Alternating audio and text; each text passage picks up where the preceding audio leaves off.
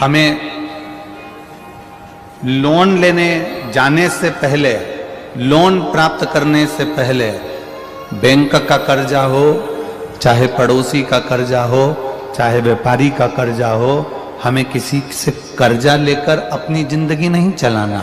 हमें मौन होकर जहां नंदी बैठता है उस नंदी के बिल्कुल पास में 2 मिनट बैठकर, जब सोमवार का दिन हो या कभी आपको ऐसा लगे कि सोमवार को भीड़ ज्यादा रहती है मंदिर में, जब बाबा तुमको एकांत में मिल जाए, अकेले मिल जाए, एकांतेश्वर मिल जाए, तुम उसके पास में जहां नंदी बैठता है उसके नजदीक बैठकर नंदी के चरण का स्पर्श अपने हाथों से करते हुए, जैसे नंदी महादेव का दर्शन करता है, वैसा दर्शन जिस दिन आप दिल से मौन रहकर महादेव का करना प्रारंभ कर दोगे, आपको लोन की जरूरत नहीं पड़ेगी, मौन में सब कुछ प्राप्त हो जाएगा।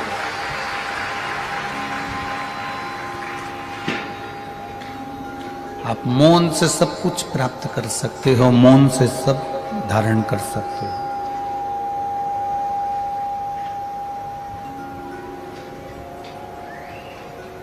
नंदीश्वर के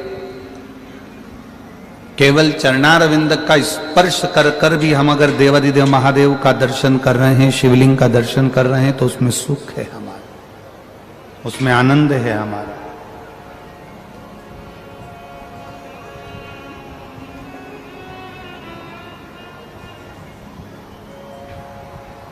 एक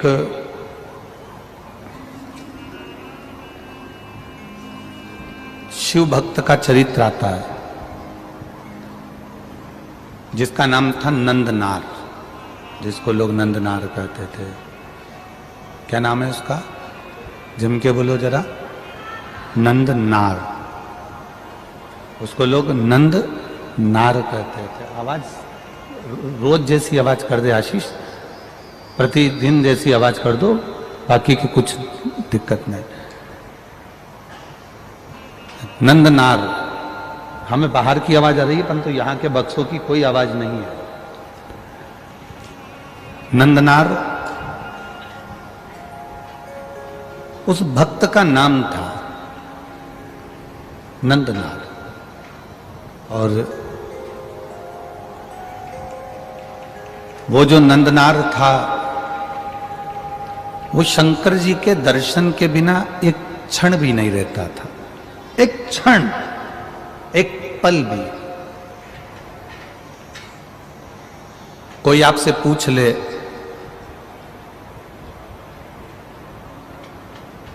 कि गुरुजी ने नंदी के पांव पकड़कर शिवलिंग के दर्शन का वर्णन किया है, ये कौन सी पुराण से करा है? तो आप कह सकते हो तमिल की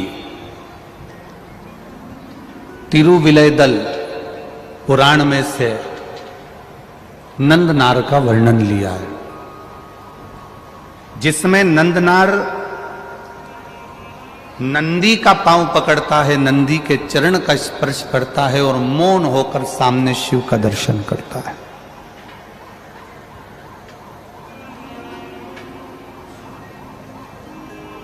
इस व्यासपीठ से जब जितनी भी कथाएं आपको कही जाती है वो किसी ना किसी पुराण में से कोई उपाय भी अगर आपको बताया जाता है कि 5 जगह जल चढ़ाना या बेलपत्री में जल चढ़ाना या शिव जी के शिवलिंग पर जल चढ़ाना या दुर्वा चढ़ाना या बेलपत्र चढ़ाना, ये बिना कहीं लिखे हम इस व्यासपीठ से बोलते भी नहीं है। उसको पढ़ा है, देखा है, कौन सी पुराण में से, किस जगह से, एक पुराण नहीं कई पुराणों का वर्णन उसमें लेकर शिव पुराण की कथा में चलते हैं, कई पुराण। अगर आपसे कोई पूछे कि सियोर वाला महाराज बोला कि लोन लेने की जगह मौन बैठने में सुख है, कर्जा लेने से अच्छा है कि घर की 2 सूखी रोटी खाओ और भोलेनाथ जी पे 1 लोटा जल चढ़ाओ, तो भोलेनाथ हाथ पकड़कर आगे बढ़ा दे। कर्जा लेने के बाद आप 2 रोटी भी सुख की नहीं खा सकते। कर्जा लेने के बाद आप 2 रोटी भी पेट भर कर नहीं खा सकते। कर्जा लेने के बाद आप 2 रोटी सुख का ग्रहण नहीं कर सकते।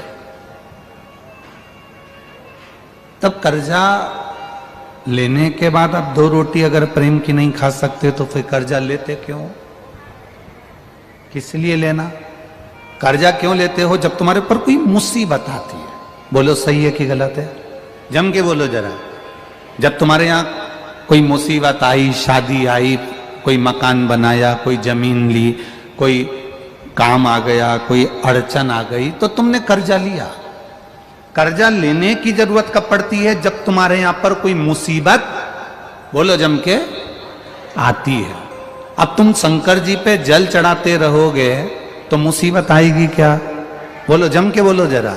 नहीं आएगी। जब शिव जी पर जल चढ़ाते रहोगे तो मुसीबत आएगी नहीं, कर्जे की जरूरत तुमको पड़ेगी नहीं और तुम अपनी जिंदगी अलमस्त जीते रहोगे। कर्जा व्यक्ति जब लेता है, मेरी बेटी की शादी करना है, कर्जा ले लो, दुकान डालना है, कर्जा ले लो, लोन ले लो, गाड़ी खरीदना है, कर्जा ले लो। तुम कभी परमात्मा से कहते क्यों नहीं हो कि मुझे मंदिर जाना है? कल के पत्र में एक पत्र था, हमने वो यहाँ नीचे रख दिया, जिसने लिखा होगा वो यहाँ बैठी होंगी। एक बहन ने पत्र लिखा, 9 साल के बाद बच्चा हुआ है, डॉक्टरों ने मना कर दिया था कि तुम्हारे यहां संतान का सुख कभी नहीं होगा। टेस्ट बेबी करवाया, अगर वो बेटी हो अपने बच्चे को लेकर तो वो जरूर खड़ी होना। उसने कल कथा में पत्र में लिखा था, 2 से 3 किलोमीटर दूर मंदिर था उसके घर से, जिसने पत्र में लिखा था 2 से 3 किलोमीटर दूर शिव मंदिर था। परिवार वाले हंसते थे, लोग ताना देते थे, कहते थे डॉक्टरों ने मना कर दिया। उसने मुंबई तक का इलाज करवाया पर उसके घर में औलाद नहीं हुई। जब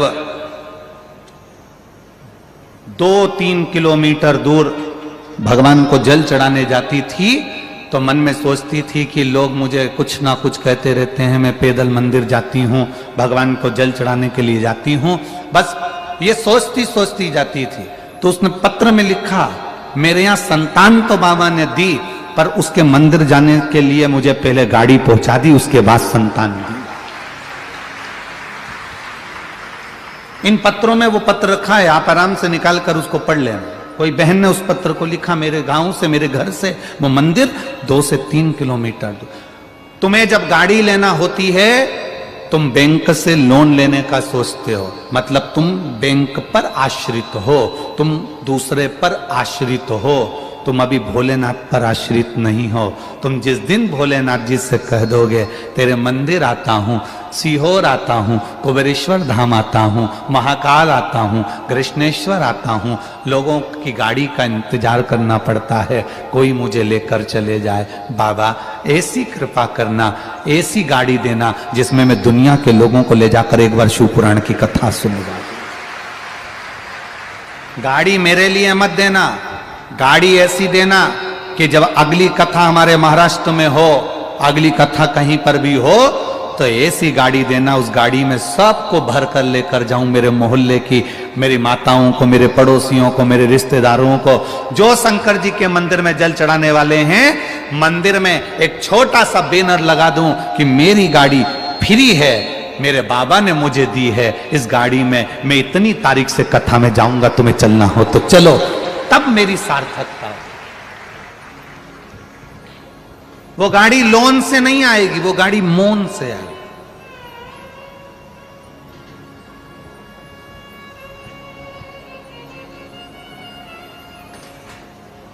अगर घर भी देना बाबा, बंगला भी देना, तो ऐसा बंगला मत देना कि जिसमें केवल मैं रह सकूं।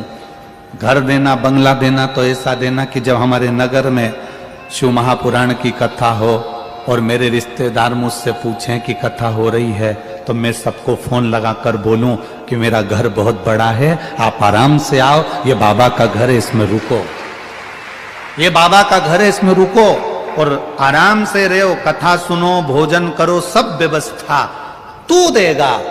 तो मैं कर सकता हूं, मेरी सामर्थ्यता नहीं है बाबा कि मैं कुछ कर सकूं। तू देगा तो सब। आज जितने लोग टीवी पर कथा सुन रहे हो, जितने मोबाइल पर कथा सुन रहे हो और जितने इस पंडाल में कथा सुन रहे हो, आज से नियम ले लेना कि कर्जा नहीं लूंगी, कर्जा नहीं लूंगा। फसल है, कर्जा नहीं लूंगा। शादी है, कर्जा नहीं लूंगा। कर्जे में नहीं मरूंगा। मौन रहकर बाबा से दिल की बात कहूंगा कि बेटी की शादी है, तुझे करना है तो वो लेकर आएगा और शादी कर कर जाएगा। दुनिया से लोगे तो उनको लौटाना पड़ेगा, पर मेरे काल अधिपति से लोगे तो उसको कभी लौटाना नहीं पड़ेगा, वो खुश होकर देवी देगा। आप उसकी भजन में बल बढ़ाओ। जहां नंदी बैठा है शिव मंदिर के सम्मुख में, शंकर भगवान के सामने, उस नंदी के पास में जिस समय पर आपको समय मिल जाए और आपका दिल लगे कि आज मैं बहुत दुखी हूं, मैं बहुत कष्ट में हूं, मेरे जीवन में बहुत कष्ट चल रहा है, जीवन में बहुत तकलीफ चल रही,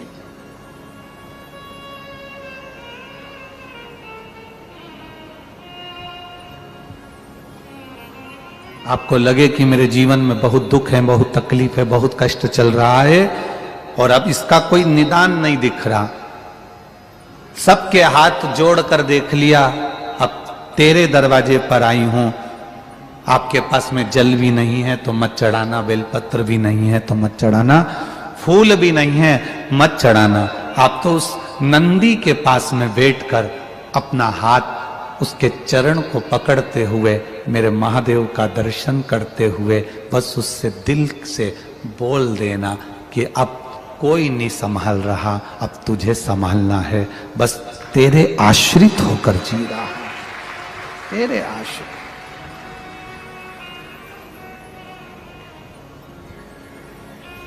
अरे देख लिया संसार हमने, देख लिया सब मतलब के यार हमने, देख लिया झूठे नाते, झूठे रिश्ते, झूठे नाते, झूठे रिश्ते, झूठा है संसार हमने देख लिया, सब मतलब के यार हमने देख लिया, देख लिया संसार हमने देख लिया।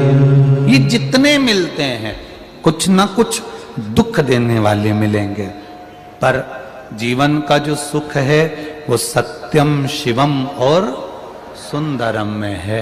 जब सत्य हमारी जिंदगी में आएगा तो शिव हमारे पास आएगा।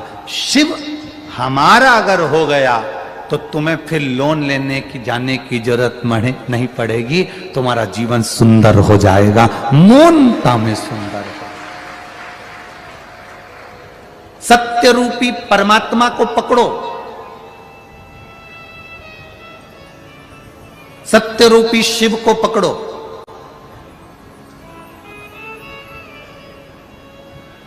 जब सत्य रूपी शिव तुम्हारे पास में होगा तो आखिरी में लिखा है सत्यम और फिर आखिरी में है सुंदरम।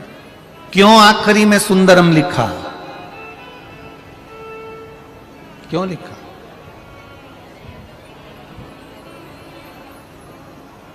अशोक स्तंभ में लिखा हुआ है सत्यमेव जयते। पढ़ा है आप लोगों ने कि नहीं पढ़ा? पढ़ा है ना? अशोक स्तंभ में लिखा हुआ है सत्यमेव जयते, सत्य की जीत होती है। यह अशोक स्तंभ में हमारे वेदों से लेकर लिखा गया। शिव कथा भी वही कह रही है, सत्य रूपी शिव को जिसने पकड़ लिया, सत्य रूपी शिव का जिसने स्मरण कर लिया, सत्य रूपी शिव को जिसने पहचान लिया, सत्य रूपी शिव के चरणों में जो जाकर बैठ गया, सत्य रूपी शिव को एक बार जिसने मनन चिंतन कर लिया, स्मरण कर लिया, तो तुम्हें कहीं जाने की जरूरत नहीं पड़ेगी। सत्य रूपी शिव अगर तुमको मिल गया तो फिर तुम्हें कहीं मत जाना, तुम्हारा जीवन वैसे ही सुंदर हो जाएगा जैसा सत्यम शिवम। जीवन की सुंदरता शिव दे सकते हैं, जीवन का सुख शंकर दे सकते हैं। लोन लेओगे, लौटाने की चिंता रहेगी। भगवान के पास बैठ जाओगे, अपना कर्म करना, मेहनत करना, अपना परिश्रम करना, ये जरूर ध्यान रखना। ये नहीं कि तुम नंदी के पास पांव पकड़कर बैठ गए तो तुम अपना कर्म नहीं करोगे। मेहनत करना, अपनी एग्जाम की तैयारी करना, कंपटीशन एग्जाम की तैयारी करना, परिश्रम पूरा करना। और परिश्रम को करते करते फिर जब मौका मिल जाए कि अब मैं सब कुछ कर चुका हूं, अब मेहनत भी कर रहा हूं, और मेहनत करते करते शिव के शिवालय में जाकर, शंकर के शिवालय में पहुंचकर, क्योंकि शिव का शिवलिंग जहां होता है वो मंदिर नहीं होता, वो शिवालय होता है। मंदिर और शिवालय में जमीन आसमान का अंतर होता है। मंदिर में भगवान स्थान एक बार प्राण प्रतिष्ठा हो जाती है तो मंदिर में भगवान के प्राण आने के बाद में, प्राण प्रतिष्ठा के बाद में भगवान मंदिर के अंदर रहते हैं। शिवालय का मतलब होता है कि भगवान का शिवलिंग भले मंदिर के अंदर होगा, शिवालय में होगा, पर नंदी बाहर है तो मेरा महादेव नंदी पर बैठकर रोज भ्रमण करने जाएगा, वो मंदिर के अंदर टिक नहीं सकता। मंदिर में और शिवालय में अंतर होता है। मंदिर में भगवान स्थायी बैठा है और शिवालय में भगवान स्थायी नहीं बैठा, वो चलता फिरता रहता है। रोज प्रदोष काल आएगा, रोज प्रदोष का समय आएगा, रोज शाम का समय आएगा, शंकर जी नंदी पर बैठेंगे, पार्वती को बिठाएंगे और भ्रमण पर निकल जाएंगे। किसके यहां पहुंचेंगे? जिसने दिल से महादेव का भजन करा है, उसके दरवाजे पर नंदी रुकेगा और भंडार भरवाएगा। ये नंदी के चरण क्यों पकड़े जा रहे हैं? नंदनार नाम का शिव भक्त नंदी के चरण क्यों पकड़ रहा है? नंदी के चरण पकड़ कर क्यों रख रहा है? उसका कारण केवल इतना है कि ये नंदी ही एक ऐसा है जो मेरे दरवाजे तक लेकर शिव जी को आ सकता है।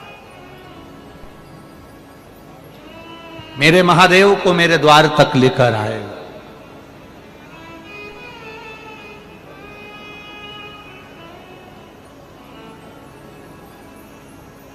मेरे द्वार तक मेरे शिव को लेकर पहुंचेगा।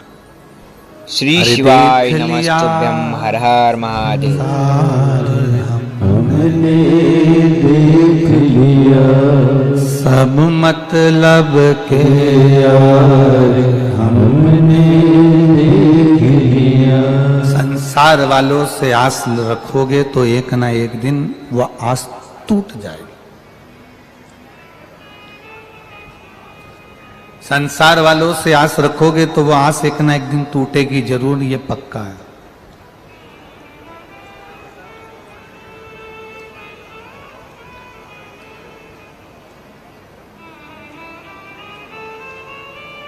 आस टूट सकती है,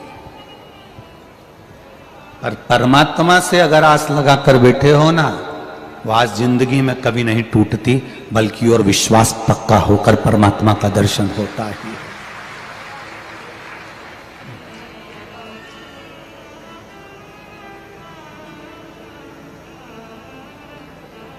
तुम्हारे साथ क्या होगा, अगला एक कदम तुम्हारा क्या होगा, तुम ऑटो में बैठकर जाओगे कि गाड़ी में बैठकर घर जाओगे, ये परमात्मा ही जान सकता है। दुनिया में कोई ऐसा भविष्य वक्ता नहीं हुआ कि तुम्हारे आने वाले समय को बता दे, क्योंकि जो ललाट पर उस परमात्मा ने लिख कर भेजा है वो दुनिया में कोई टाल नहीं सका, वो होकर रहता है, वो होकर रहता है। बस आप उसके सहारे चलो, आप उसके भरोसे में चलो, आप उसके विश्वास पर चलो।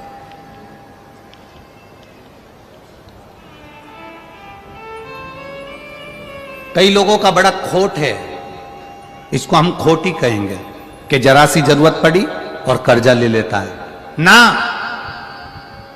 जरा सी जरूरत पड़ी और कर्जा ले लिया, फसल बिगड़ गई, कर्जा नहीं दे पाया, मर गया। फसल बेकार हो गई, कर्जा नहीं चुका पाया, मर गया। एजुकेशन लोन ले लिया, गाड़ी पर लोन ले लिया, मकान पर लोन ले लिया, दुकान पर लोन ले लिया, पूरी जिंदगी कर्जे में पड़ी हुई। ये खोट है हमारा। हम क्यों लें लोन, हम क्यों कर्जा लें?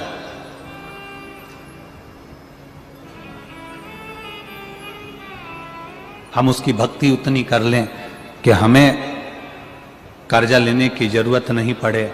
मेरा महादेव इतनी झोली भर दे कि हम और दूसरे को लुटा दें कि ये लेकर जा, तेरा जीवन अच्छे से जी, हम और दूसरे को दे दें। ये खोट है हमारे भीतर।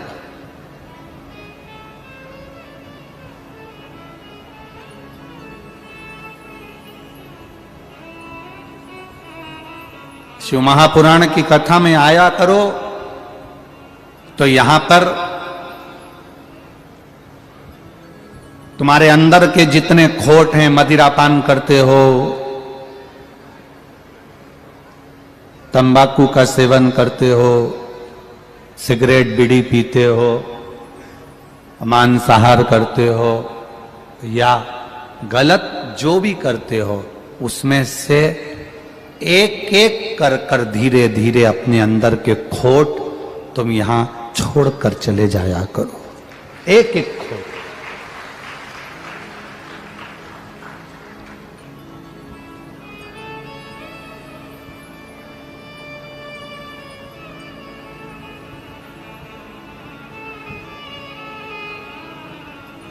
हमें आप लोगों से कोई बहुत दौलत या धन या संपदा या सत्ता नहीं चाहिए। हमें तो केवल आपके अंदर जो बुराइयां छुपी हुई हैं, आपके अंदर जो बुरा तत्व छुपा है, किसी के अंदर क्रोध है, किसी के अंदर लोभ है, किसी के अंदर आसक्ति है, किसी के अंदर वासना है, किसी के अंदर तृष्णा है, किसी के अंदर कोई कोई खोट भरे पड़े हैं, वो खोट हमको बस छोड़ देना है।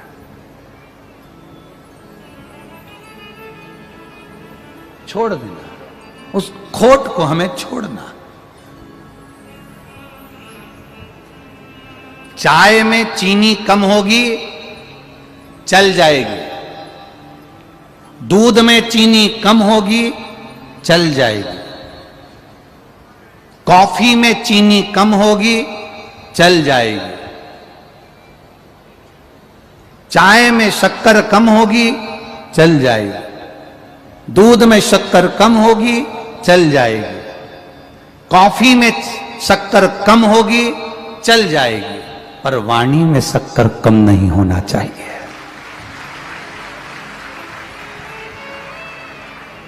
चाय में चीनी कम चल सकती है, पर अपनी वाणी में, अपनी जिह्वा में चीनी कम नहीं होना चाहिए। अपनी वाणी में मिठास परिपूर्ण होना चाहिए। अपनी वाणी में शक्कर परिपूर्ण होना चाहिए। परिपूर्ण।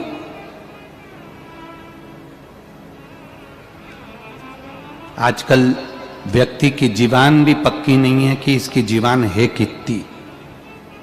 थोड़ी देर में कुछ कहता है, थोड़ी देर में कुछ कहता है।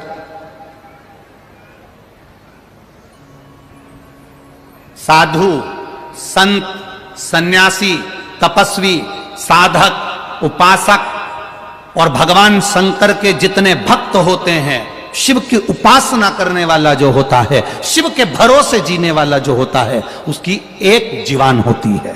कितनी जीवान है? जम के बोलो जरा। एक जीवान होती है। सांप की 2 जीवान होती है। ब्रह्मा जी की 4 मुख तो 4 जीवान। शेषनाग के हजारों फंड तो जीवान भी 1000। रावण की जम के बोलो 10।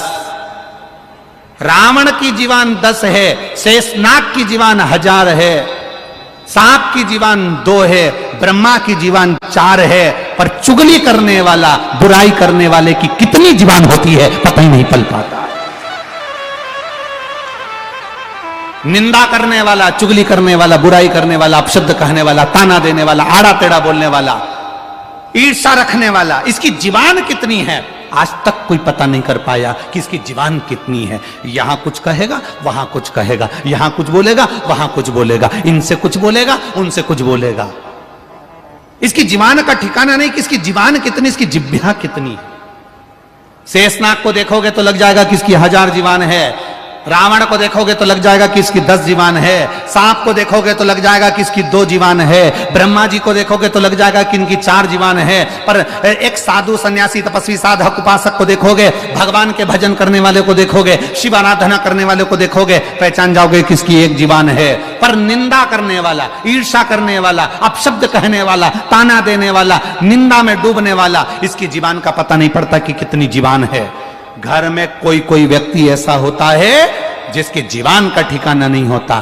थोड़ी देर में मम्मी को ये बोल दिया, पापा को ये बोल दिया, भाई को ये बोल दिया, बहन को ये बोल दिया, मायके में ये बोल दिया, वहां पर ये बोल दिया, बहन का फोन आया तो ये बोल दिया, भाई का फोन आया तो उसको ये बोल दिया, काका जी का फोन आया तो उसको ये बोल दिया, मामा जी का फोन आया तो उसको ये बोल दिया। उसकी जीवान एक नहीं है, उसकी जिह्वा पक्की नहीं।